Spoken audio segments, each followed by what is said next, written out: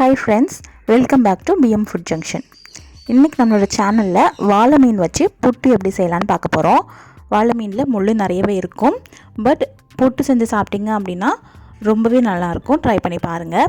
இப்போ நான் ஒரு 3 வாழை மீன் எடுத்துக்கிட்டு அதில் கொஞ்சமாக மஞ்சத்தூள் உப்புத்தூள் கலந்து 10 நிமிஷத்துக்கு ஊற வச்சிடலாம். இப்போ நம்ம ஸ்டவ் ஆன் பண்ணிக்கிட்டு ஒரு இட்லி பாத்திரத்தில் இந்த மீன் எல்லாத்தையுமே வேக வச்சு எடுத்துடலாம். அதுக்காக இட்லி தட்டு மேலே இந்த மாதிரி வாழை இலையில் நம்மளோட வாழை மீனை இந்த மாதிரி மடித்து வச்சுக்கலாம். மடித்து வச்சுட்டு ஒரு 10 நிமிஷம் கரெக்டாக வேக விட்டால் போதும், இது ரெடி ஆயிரும். இப்போ மீன் நல்லா அவிஞ்சிட்டு மீன் அவிச்சிருக்கோம், அவ்வளோதான். இனிமேல் இதுலேருந்து முள்ளெல்லாம் எடுத்துட்டு நம்ம புட்டுக்காக எல்லாத்தையுமே ரெடி பண்ணணும். அதுக்கு தான் கொஞ்சம் டைம் எடுக்கும், ஆனால் செஞ்சு சாப்பிட்டிங்கன்னா ரொம்ப நல்லாயிருக்கும். இந்த மாதிரி ஒவ்வொரு மீனாக எடுத்து நான் முள்ளெல்லாம் தனியாக எடுத்து வச்சுட்டு இந்த சதை பகுதியை எல்லாத்தையுமே நம்ம புட்டுக்காக தனியாக எடுத்து வச்சுக்கலாம். முள் மற்ற மீனில் இருக்கிற மாதிரி நடுவில் மட்டும் இருக்காது, இதில் எல்லா இடத்துலையுமே முள் இருக்கும். அதனால் ரொம்ப கேர்ஃபுல்லாக பார்த்து முள் எல்லாத்தையுமே எடுத்துருங்க. நிறைய முள் இருக்கிற மீன் தான், ஆனால் அதில் தான் டேஸ்ட்டும் இருக்குது. அதனால் எப்போவாச்சும் ஒன் டைம் நம்ம இந்த மாதிரி ட்ரை பண்ணலாம்.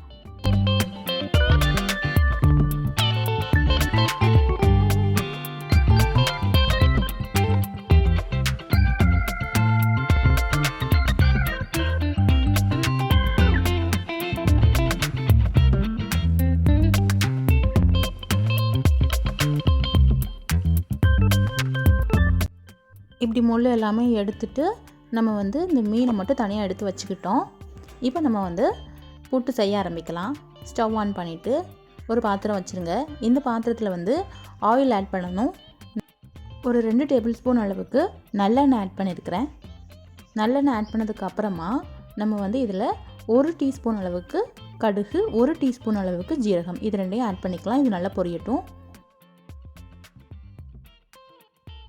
இப்போ நம்ம கொஞ்சம் சின்ன வெங்காயம் வெட்டி வச்சுருக்குறோம். இந்த டிஷ்ஷுக்கு சின்ன வெங்காயம் போட்டால் தான் நல்ல டேஸ்ட் வரும். என்ன தான் நீங்கள் பெரிய வெங்காயம் வேலை கம்மியாக இருக்குமேன்னு போட்டாலும் அந்தளவுக்கு டேஸ்ட் கொடுக்காது. ஸோ கொஞ்சம் சோம்பேறித்தனம் பார்க்காம சின்ன வெங்காயத்தை வெட்டி எடுத்து வச்சுக்கோங்க. இது கூடவே ஒரே பச்சை மிளகாய் சின்ன சின்னதாக வெட்டி இது கூட ஆட் பண்ணிக்கலாம். அதே மாதிரி கருவேப்பிலையும் சேர்த்துக்கலாம். இதை கொஞ்சம் நேரம் நல்லா வதக்கி விட்டுறலாம். வதக்கி விட்டதுக்கு அப்புறமா நம்ம இந்த டிஷ்ஷில் தேங்காய் ஆட் பண்ணணும்.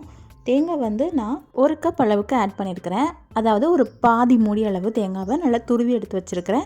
இல்லைனா லைட்டாக மிக்சியில் போட்டு திரிச்சு கூட எடுத்துக்கோங்க. துருவினா ரொம்பவே நல்லாயிருக்கும்.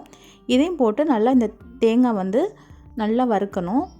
அப்படி நீங்கள் வறுத்தீங்க அப்படின்னா தான், இப்போ நீங்கள் ஒரு 7 மணிக்கு செய்கிறீங்கன்னா அது ஒரு மதியானம் 3 மணி வரைக்குமே நல்லாயிருக்கும். இப்போ நம்ம ரெடி பண்ணி வச்சுருக்கிற வாழை மீனை இது கூட சேர்த்து ஒரு 2 நிமிஷத்துக்கு வதக்கி விட்டுறலாம்.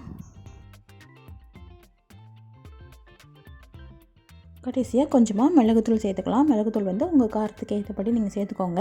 இது கூடவே மஞ்சத்தூளை ஆட் பண்ணலாம். ஆனால் நான் மஞ்சத்தூள் ஆட் பண்ணலை, ஏன்னா நான் அவிக்கும் போது கொஞ்சமாக மஞ்சள் தண்ணிலையும் உப்பு தண்ணிலையும் ஊற வச்சுருந்தேன் இல்லையா, அதனால் நான் மஞ்சத்தூள் ஆட் பண்ணலை. ஆனால் கலர் வேணும்னா நீங்கள் மஞ்சத்தூள் ஆட் பண்ணிக்கலாம். அதே மாதிரி உப்பு கடைசியாக ஒரு தடவை செக் பண்ணி பார்த்துட்டு தேவைப்பட்டு ஆட் பண்ணிக்கோங்க. கடைசியாக கொஞ்சமாக கொத்தமல்லி தழை ஆட் பண்ணிக்கோங்க. இப்போ நம்மளுடைய வாழை மீன் போட்டு ரெடி.